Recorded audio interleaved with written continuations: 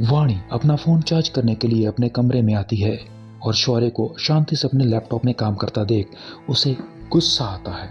वो शौर्य को इग्नोर कर अपने फोन को चार्ज में लगाकर बेड पर बैठ जाती है और आइसक्रीम का डिब्बा लिए उसे खाते हुए शौर्य को देखने लगती है। शौर्य अपने काम में व्यस्त था। उसे वाणी के आने का होश तो था, लेकिन शौर्य अपने कामों में ऐसा खोया हुआ था कि जैसे उसे किसी चीज का होश ना हो।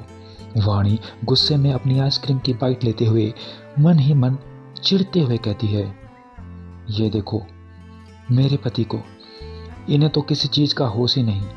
यहाँ बीवी को कोई और बाहर वाला प्रपोज कर रहा है और एक ये हैं अपने इस 4 इंच के डिब्बे में घुसे रहते हैं। ये सही है भगवान, आपने इतना पावरफुल, स्मार्ट, इंटेलिजेंट पति तो दिया, लेकिन उनके अंदर बस फीलिंग देना भूल गए।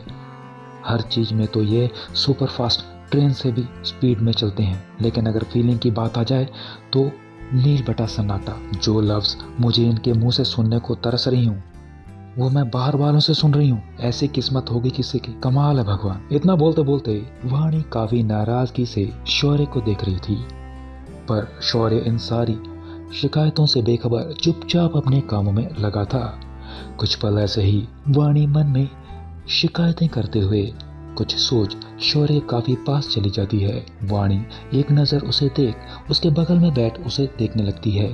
फिर आइसक्रीम की बाइट लेते हुए शौर्य से कहती है, सुनो मुझे आपको कुछ बताना है। वाणी की बात सुन शौर्य की थिरकती उंगलियां रुक जाती हैं और अपनी साइड में एक नजर वाणी को देखता है और वापस से अपनी निगाहें लैपटॉप पर गड़ाकर बिजी टोन में कहता है, वाणी चम्मच को अपने मुंह में डाल क्यूटली शौर्य को देख कहती है, पहले वादा करें अब मेरी बात सुनने के बाद मुझे बिना मतलब के जज नहीं करेंगे और हाँ, साथ ही मुझ पर शक और ऐसे इल्जाम नहीं लगाएंगे और गुस्सा तो बिल्कुल नहीं करेंगे। शौर्य जो कि अपने काम में काफी बिजी था, वो वाणी की बात को लाइटली लेते हुए काम में व्यस्त रहकर कहता है, प्रॉमिस। वाणी शौर्य का अपनी बात पर तवज्जो न देते हुए मन ही मन शौर्य के सर को फोड़ने का सोच काफी जेंटली और नॉर्मल वे में कहती है, आज ये सुन।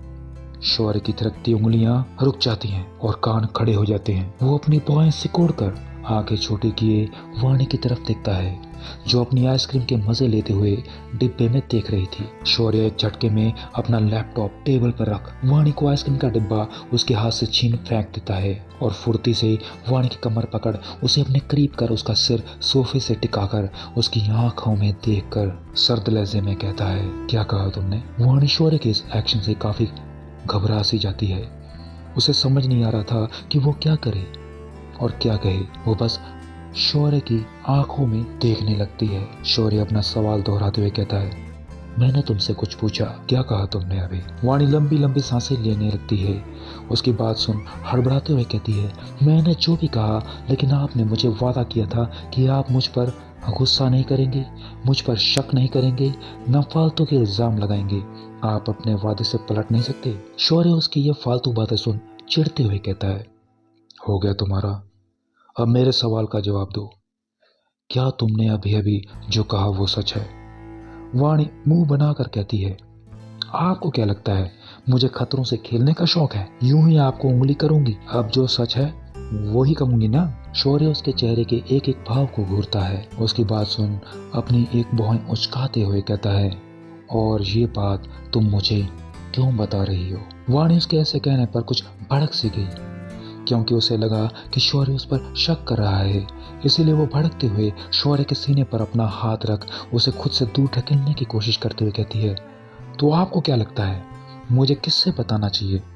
पड़ोसियों को या आपके ये 4 इंच के डिब्बे को, वो भी मेल करके? फिर शौर्य का कॉलर पकड़ कहती है, एक तो मैं आपको सच्चाई बता रही हूँ और आप उल्टा मुझ पर ही शक कर रहे हैं। वैसे भी शक करके भी आप क्या कर लेंगे? आपको कौन सा मुझसे मतलब है जो आपको फर्क पड़ेगा? मैं तो बस यही सोच आपको बता रही थी, आपको इधर उधर से पता चले तो आप मुझे गलत ना समझें, लेकिन क्या फायदा, आपको फर्क क्या पड़ता है?